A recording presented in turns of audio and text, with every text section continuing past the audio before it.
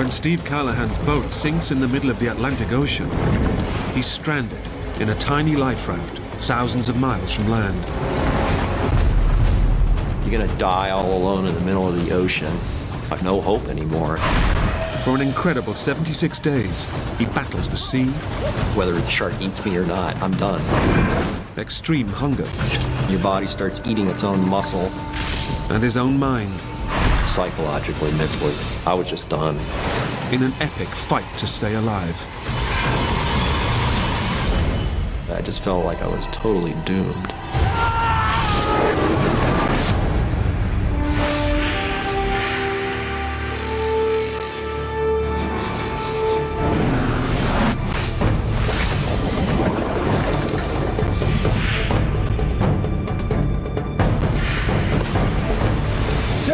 I'm here!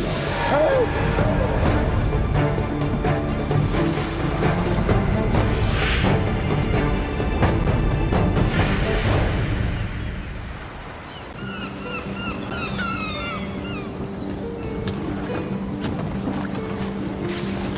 29-year-old Bostonian Steve Callahan is halfway through the sailing trip of a lifetime. I remember the first time I went out sailing. I loved the immediacy of it. You can go off and have an adventure. He's already sailed from the USA to the Canary Islands and is now heading off on the 3,500-mile return leg back across the Atlantic to the Caribbean. Testing? I figured on the very outside it would be a month to get to the Caribbean, but I'd probably make it in a few weeks. For Steve, the trip is an adventure and also a means of escape. My life was in a bit of a shambles. My marriage had gone south and we had split up. There I was, ready for a new stage of my life.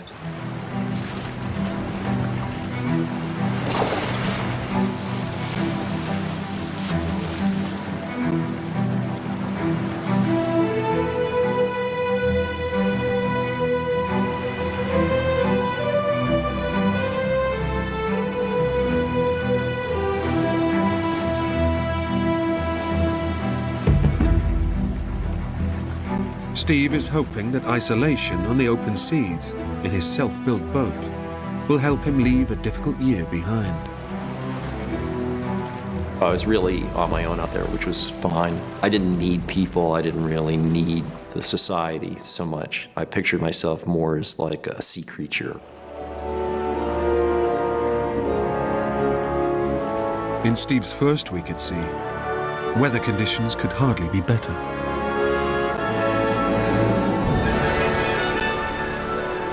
When I left the Canary Islands for a week, I had just the most idyllic sail. Everything was just beautiful, and I'd listen to my radio and play the boat like a drum. Do my exercise. I had this whole exercise routine on the boat. It just felt completely at home there.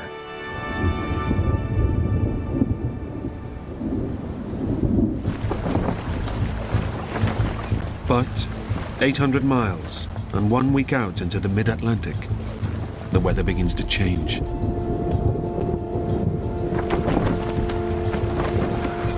The weather just started turning dirty. It was probably blowing 35 or so knots. And the waves started growing. For an experienced sailor like Steve, it's nothing out of the ordinary. I'd seen a lot worse weather before.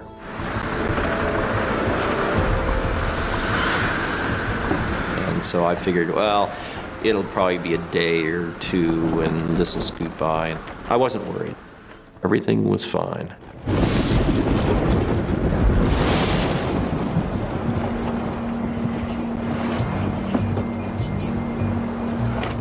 As night falls and the rough weather continues, Steve switches on the autopilot and beds down for the night.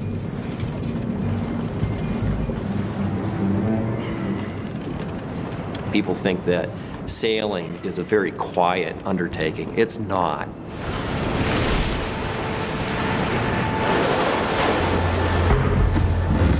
big waves are slamming against the side of the boat. You get this quite jerky motion, but I was still able to kind of lie down, and I was kind of half asleep.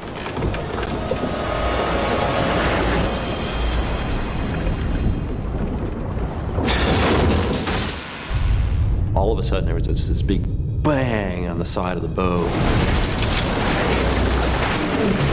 There was just this huge flood of water immediately.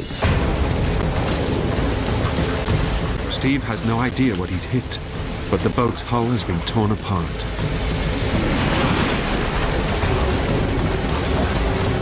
The water was rising very, very quickly.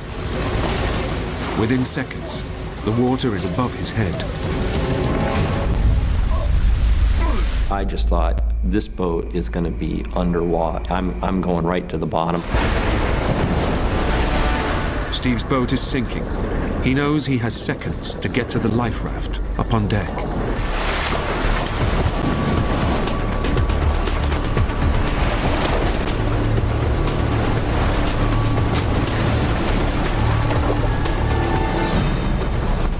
So I yank on the line, and if the line keeps coming out, no, nothing. It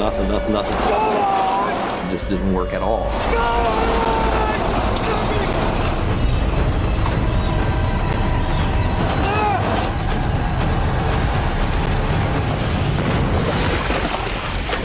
Finally, boom, it pops open.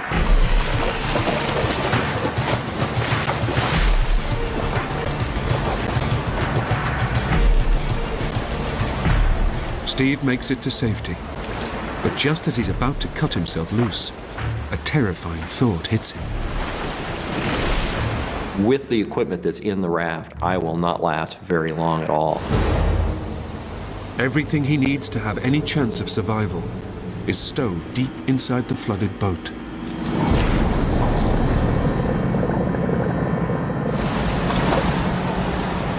It was essential that I go back on the boat and dive down and get equipment.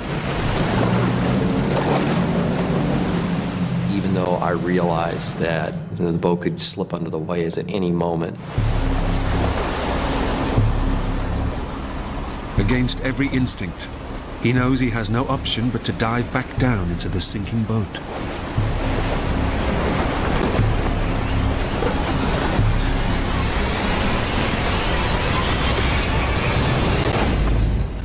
It was all dark in there, so I couldn't really see anything. I could feel the ditch kit. It was tied down, and I started cutting away.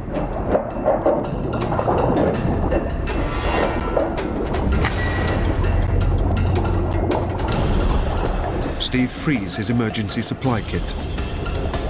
But just as he makes it to the exit hatch, The hatch slammed closed.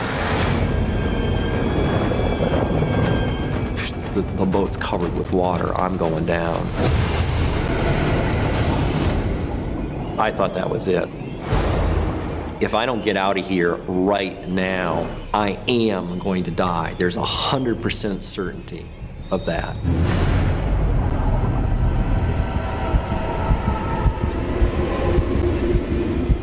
but just as Steve's lungs are about to burst, a huge wave breaks across the boat.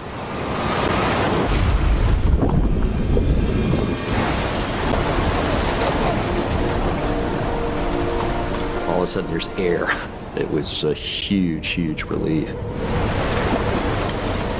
With only seconds to spare, Steve escapes, clutching his vital emergency supplies.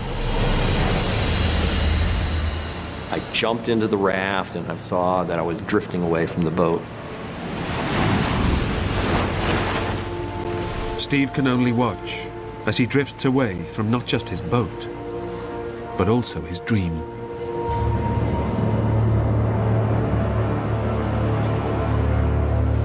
I went drifting off into the middle of the Atlantic Ocean. It just was kind of devastating.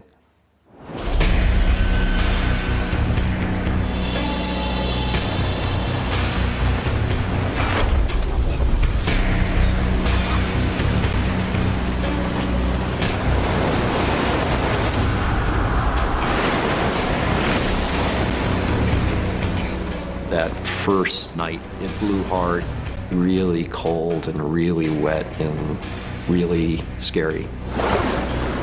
I was shivering a lot, and I was worried about dying of hypothermia.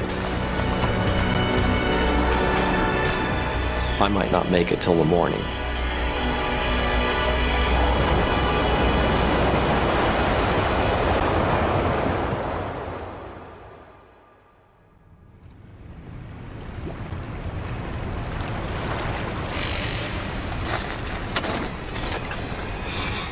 Dawn breaks to reveal the true horror of Steve's situation. His boat is gone, and he is alone in the middle of the Atlantic.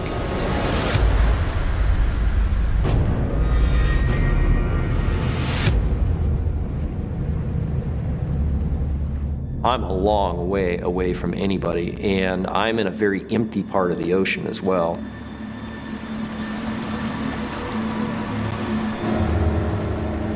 I am just this teeny little thing surrounded by this immensity of sea.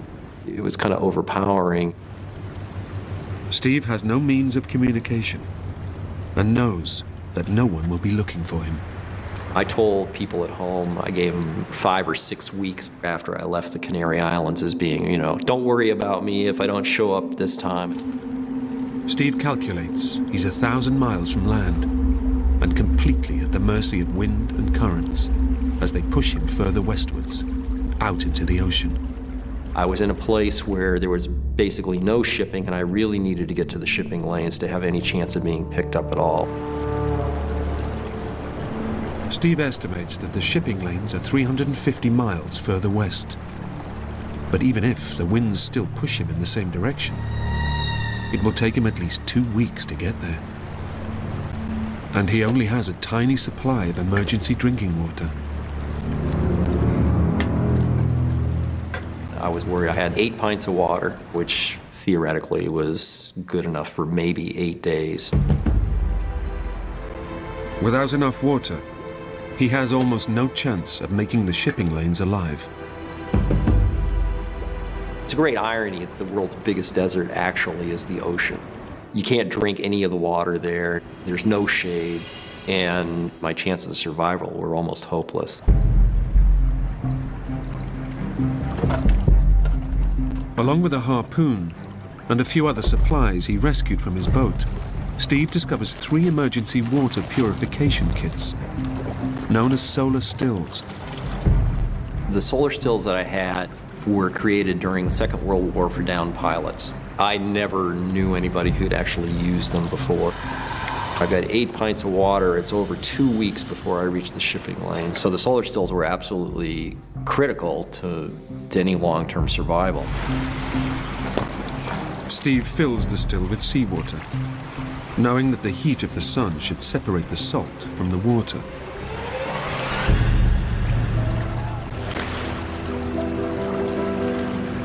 I'd have, half hour, I've got a whole bag of water.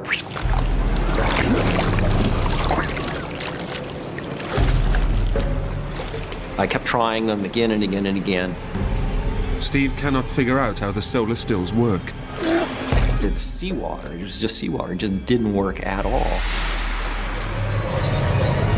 And now he faces his first full night adrift in the ocean.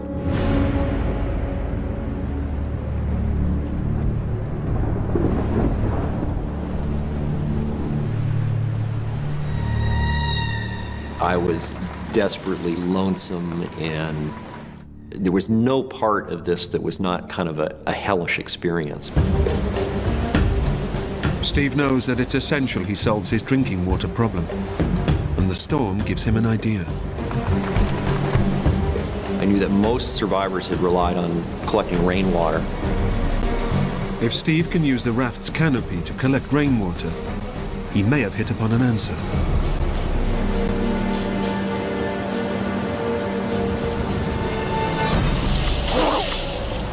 It was pretty much like drinking somebody's vomit. It was just so awful, it was undrinkable. The orange pigment from the canopy contaminates the water. I decided I'm never going to drink the water off the canopy. It was just too dangerous.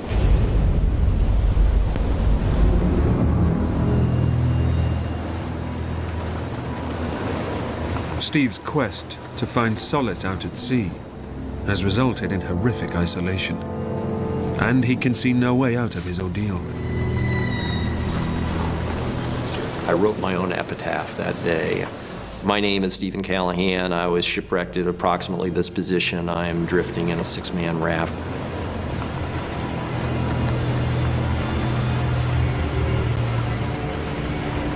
I'm doomed. I just felt like I was totally doomed.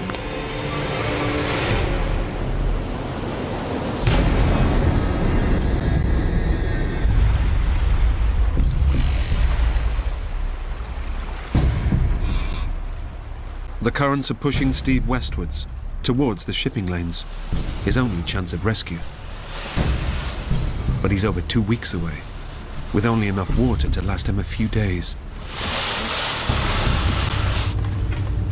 It wasn't going to keep me alive very long.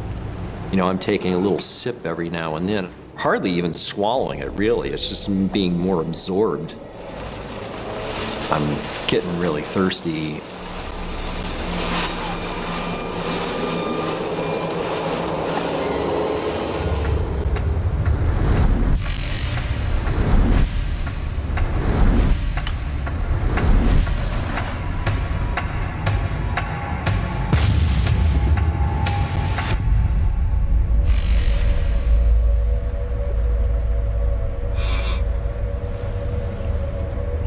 Steve ekes out his supplies for a whole week, but knows his only hope are the solar stills.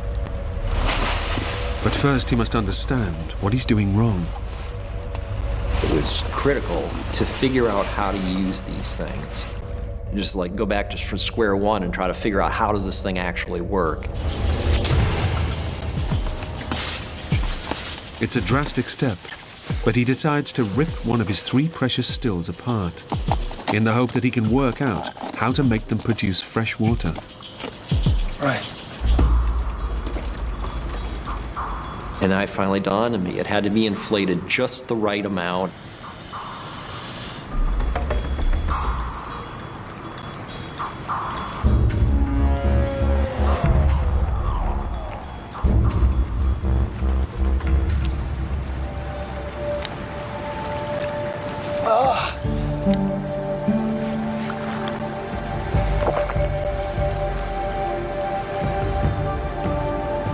To get the solar still to produce, I'm talking a spoonful of fresh water was like the hugest high I could possibly have. Steve now has a tiny supply of water. But after 7 days at sea, he faces yet another problem. He's run out of food. I was really hungry, just like really struck me how desperate I had become. There's no way I'm gonna live out here.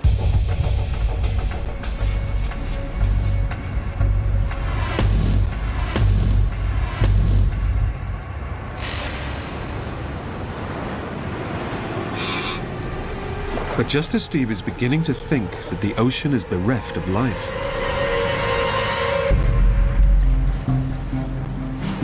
Immediately, my heart kind of jumped in my throat. There are fish here.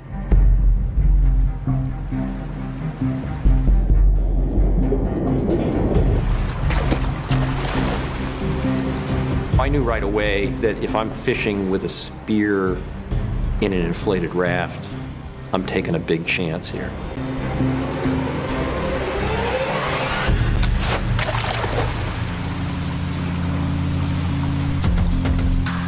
I kept trying and nothing would work. I just couldn't spear one. It was very frustrating. Steve spends the whole day trying to catch fish. But just as he thinks he may finally succeed,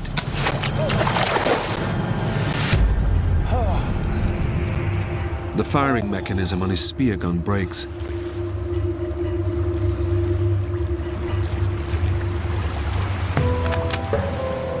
Now, I don't have a range of 6 feet, possibly. I have a range of about 18 inches.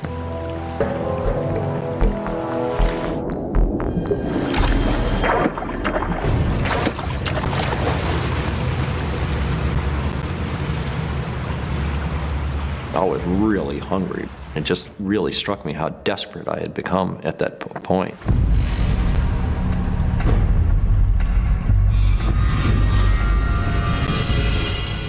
For days, Steve continues to try and catch fish, but to no avail.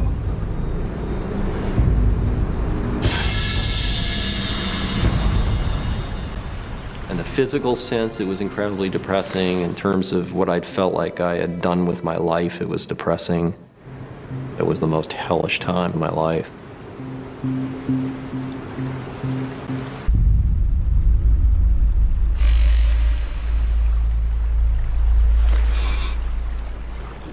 All Steve's attempts to catch fish have failed, but if he gives up, he'll die of starvation. I knew that this was not going to be easy. The fish has got to be right under the spear tip.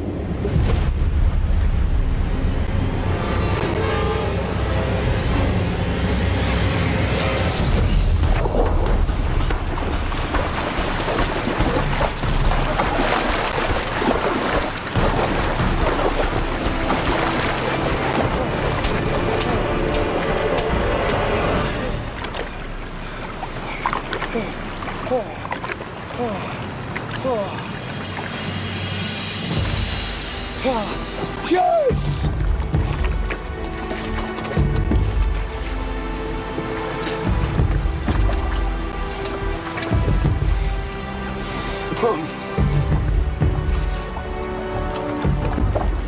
By day 14, I've caught my first fish and I've produced water. So now, as long as the raft stays in one piece and I keep my act together, I might be able to live out here indefinitely. For the first time in 14 days, Steve has a sense of hope. But the vast and deadly ocean is not about to let him rest.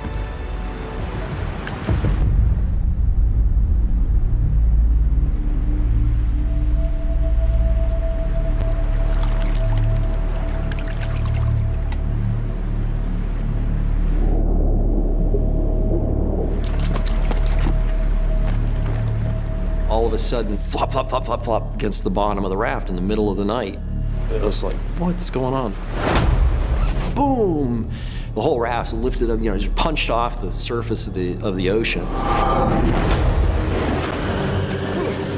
Whoa, what the hell was that?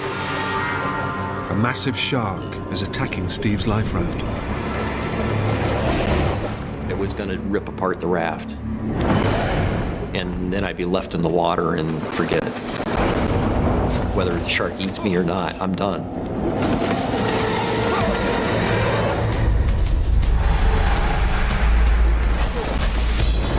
I was so freaked out about it, I thought for sure that was gonna be it. I was being attacked. This thing was really whacking away at the raft.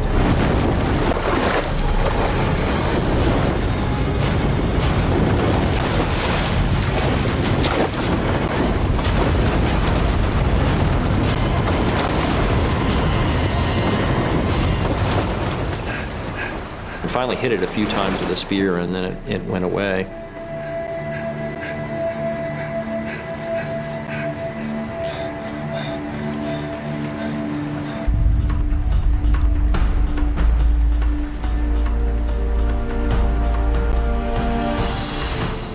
There's a ship right there on the horizon right in front of me. And I thought, this is it.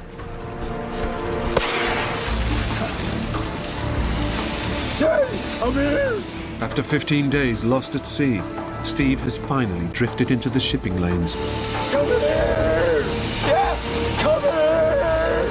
And it's perfect conditions, it's fairly calm out, completely black night, perfect for flares. Help! Help! It looks like the ship's coming for me.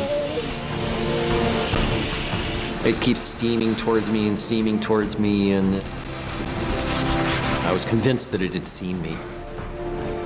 And it was close enough I could smell the diesel in the air. To Steve's utter elation, rescue has come at last. Cheers!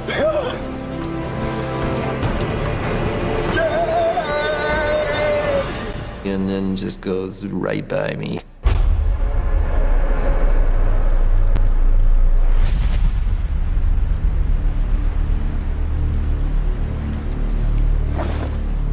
I'm sitting there rocking in its wake after it went by. I was most disappointed in myself because I knew that that was probably going to be the case with the ship. It's really, really hard to see something at sea, even if you know it's there and you're looking for it. So if you're not looking for it, it's really hard to be seen. Steve is once again left alone in the ocean. But at least now, he has the real hope of being spotted by passing ships.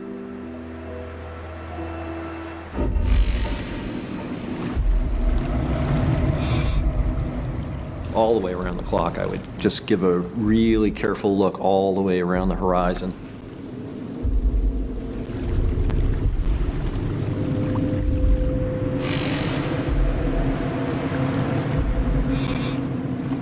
Every morning was a bit of hope, and then every afternoon was like the depths of fatigue and despair.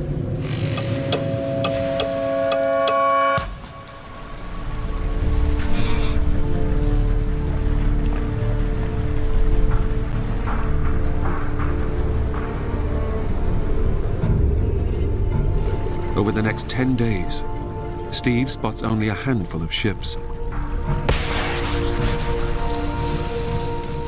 They all sail by.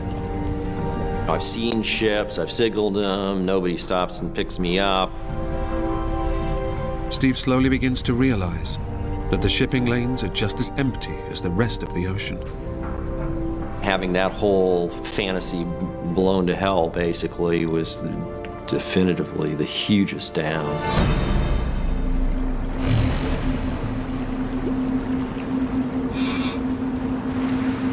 After a month at sea, Steve has drifted right through the shipping lanes, unnoticed. And back home, nobody even knows he's missing. So pulled with emotions. That was the first time I cried. And it was like, this is the state of my life. What are you doing out here? My life just seemed completely and utterly as open and empty as the ocean.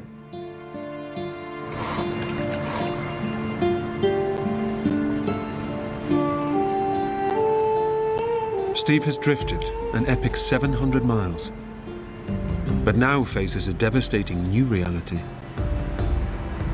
His next chance of rescue won't come until he reaches the Caribbean, another 1,000 miles away.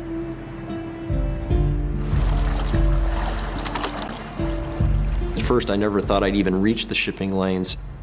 So thinking about getting all the way to the islands, which was, way beyond the shipping lanes, was not even conceivable to me.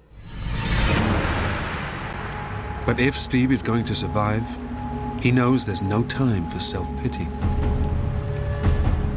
I was discovering I was way more resilient than I ever thought I could be. I'm on my own. Nobody's going to pick me up. I've got to reach the islands now. Count on yourself. Count on keeping your boat together and keep your act together and continuing your voyage.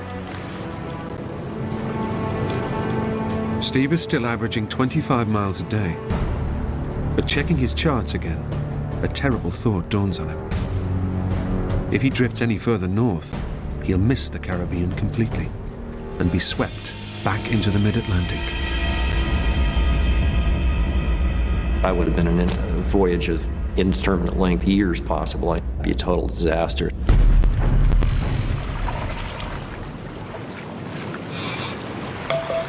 But conditions aboard the raft are also placing Steve's survival in serious doubt. The environment was just incredibly horrible. I could never stretch out straight in the raft, so I'd lie down kind of curled on my side, getting cramps in my legs, so I could sleep about an hour at a time. I started developing all these little saltwater sores. And you're sitting in a salt-encrusted environment, so you're having literally salt rubbed into the wounds 24/7.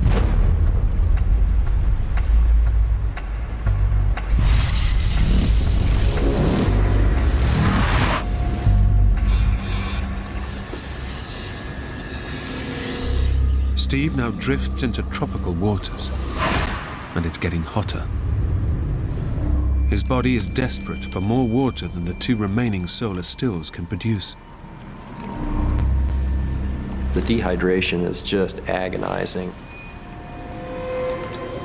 Dying to get a drop where, I'm looking at the solar still and watching these drops come down in a spoonful of water.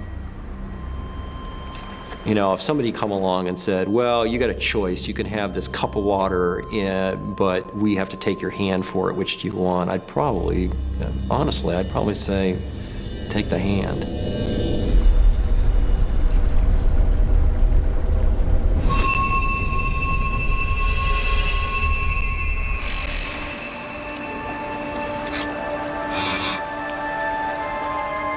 Steve is also increasingly ravaged with hunger. I was starving all the time. And your body starts eating its own muscle. As a result, I was getting skinnier and more desperate. There's just this great emptiness that can never be filled up.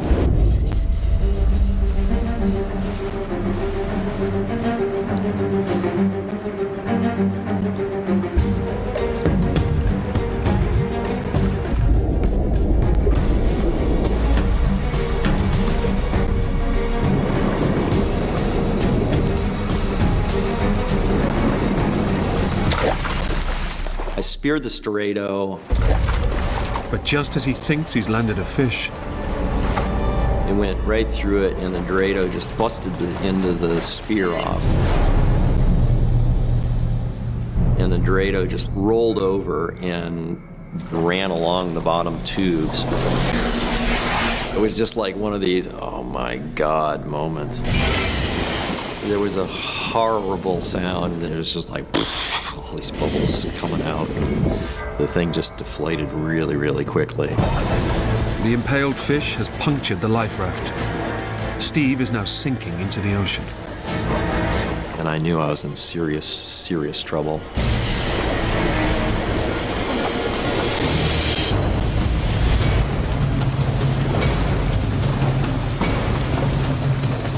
Pretty short order. The whole bottom tube was completely deflated. It ripped a hole about that long in the tube. I thought that I could go indefinitely as long as the raft was in one piece, and now the raft isn't in one piece anymore. Maybe this is going to be the end of the line. With the crucial bottom ring of his raft damaged, it is now too unstable for Steve to fish or collect water. It was like I was walking in rubber quicksand. Plus, it's not really drifting very fast with the wind, so I'm not going to make it if I don't find a solution. I kept getting a repair on there. I wound stuff around it really tight, and I'd pump it up.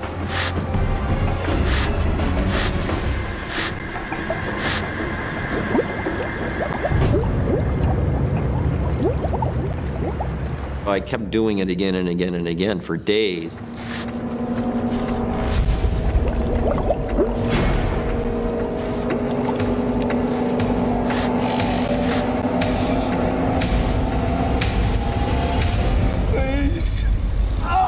It was really very depressing because I just didn't think that I could fix it.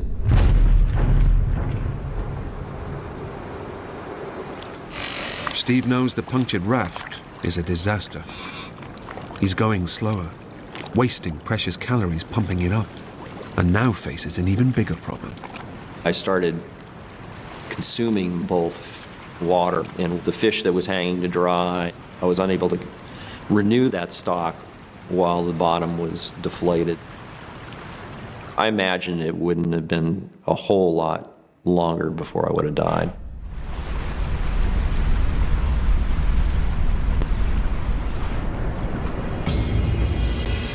For 10 days, Steve exhausts himself trying to keep the raft inflated, but fails. After battling to stay alive for so long, it's the final straw. I was absolutely beat. That was it. I gave up. I just laid down. I was like, I just totally broke down.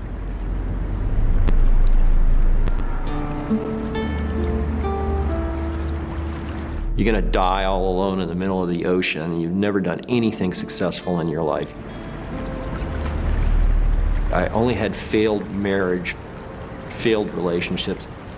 I'd never really given enough of myself to anybody. I just wasted a life.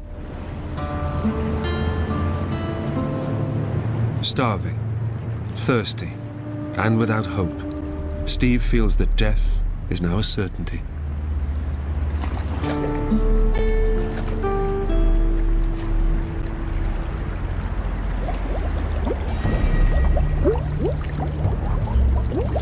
And then I got scared. This is very real, and you're gonna be dead in a matter of hours if you don't snap out of it and get yourself together. In a final act of desperation, Steve searches for anything that might save his life. And it just, something happened, and it just clicked, and I go, oh yeah, the fork. Steve hopes that a fork might just be strong enough to secure a patch to the raft.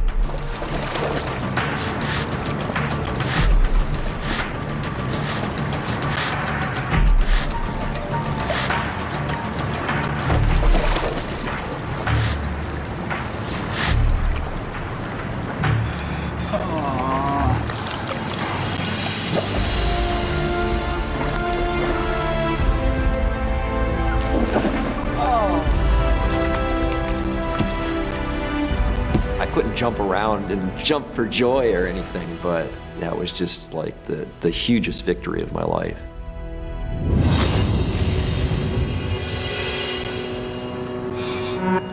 But Steve's elation is short-lived. His supplies have virtually vanished. He's still hundreds of miles from land, and his body is desperately weak. Well, yeah, I got out of that, but now what? I'm still doomed. There's a day off your life. There's another day off your life. I really didn't think I was gonna make it.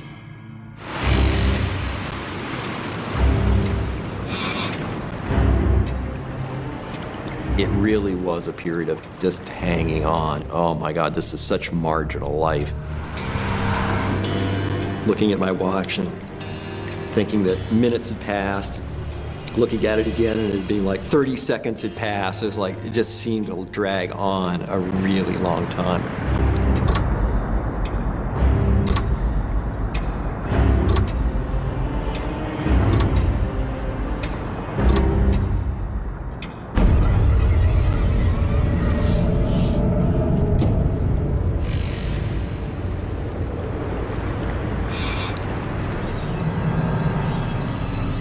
After 66 days alone, Steve's final lifeline is gone.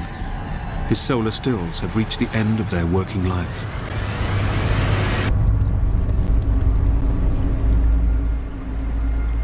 The cloth on the bottom is rotted out. It's going to be totally useless. There's no way to repair it. His only means of producing drinking water is now gone. I just figured this really is it. You know, I have no hope anymore. It was ending.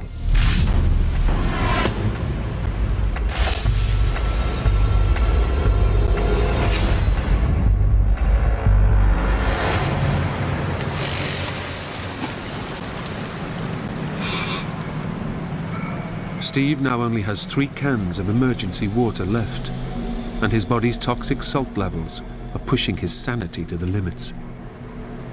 The physical part of me is going, hey, there's water over there, let's go snag that. But there was that overbearing rational part of me that was going, no, I don't care. Unless, you know, you are dying, you're not getting into that right yet.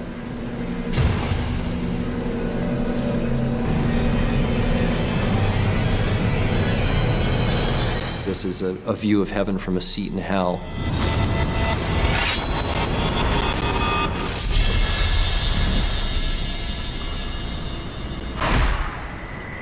Alone on the ocean for over 70 days, Steve's body and mind are now shutting down.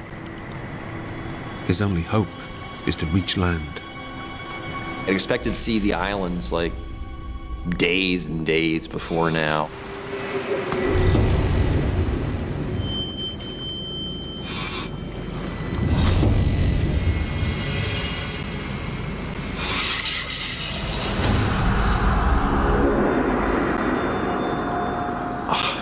I should be reaching the islands. I should be seeing some sign of reaching the islands. But then Steve has a shocking realization. If he's miscalculated his position, currents will sweep him back into mid-ocean and certain doom. Maybe I'm way north of the islands, next stop England, 8 months from now. So that was tough. I was very worried that I had screwed up and I wasn't going to make it. I just don't know anymore.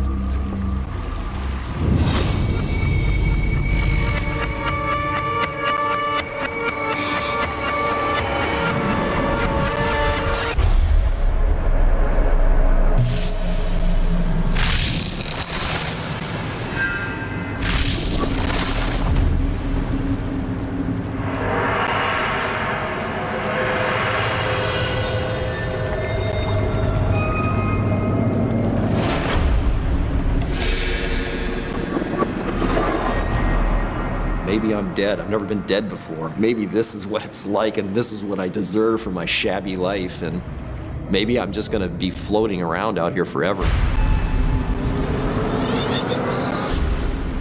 I felt all the hopelessness of people who'd been adrift at sea before and never came back, and nobody ever knew what happened to them.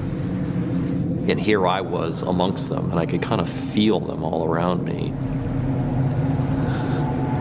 It just was a horribly desperate feeling.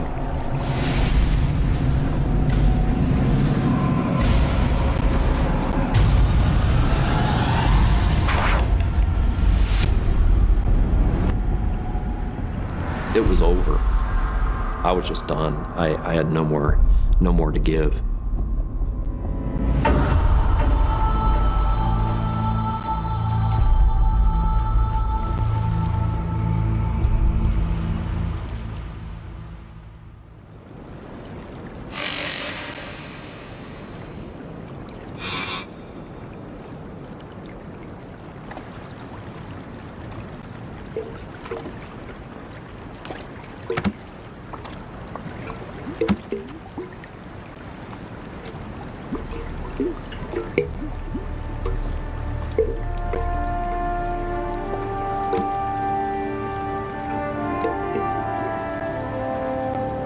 All of a sudden, it was like all kinds of crates and bottles and plastic.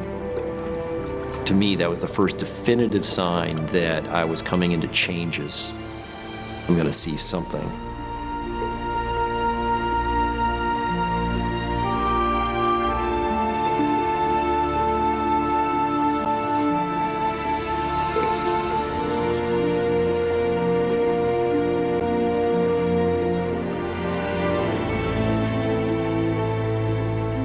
The sun rose. It was like, there's an island in front of me. I couldn't have been more than 10 miles out.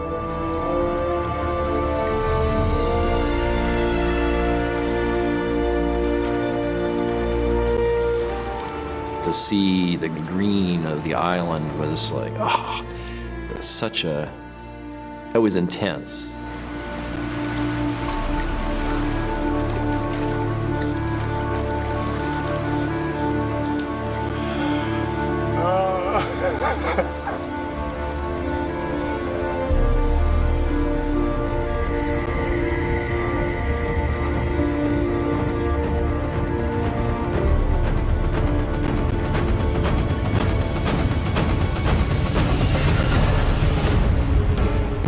But to his horror, Steve realizes that the island is an impregnable fortress of vertical cliffs and razor-sharp coral reefs.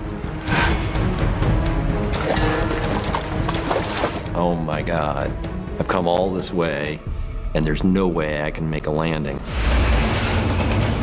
After enduring so much for so long, Steve can't let salvation slip away from him at the final hurdle. This voyage is ending today. No question about it. One way or the other, this is going to come to an end.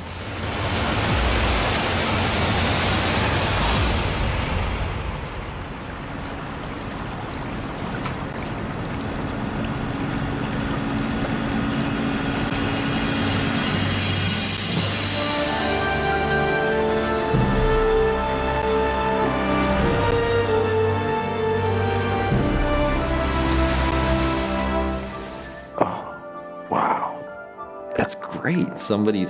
I couldn't believe somebody was actually out there.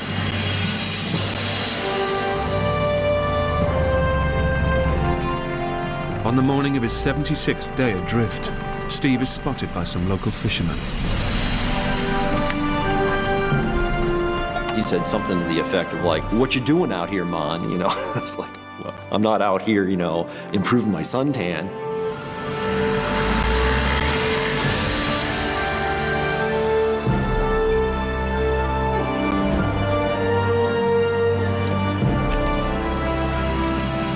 My senses were like plugged into an electric circuit somehow. They were all amplified so that every color was like really, really vibrant and every smell was really, really intense. It just was like heart-wrenching. It was so beautiful to me.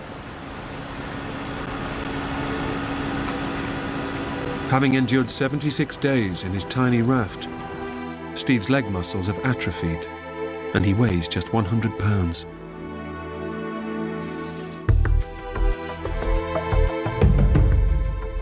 After 6 weeks in the hospital, Steve is reunited with the parents he thought he'd never see again.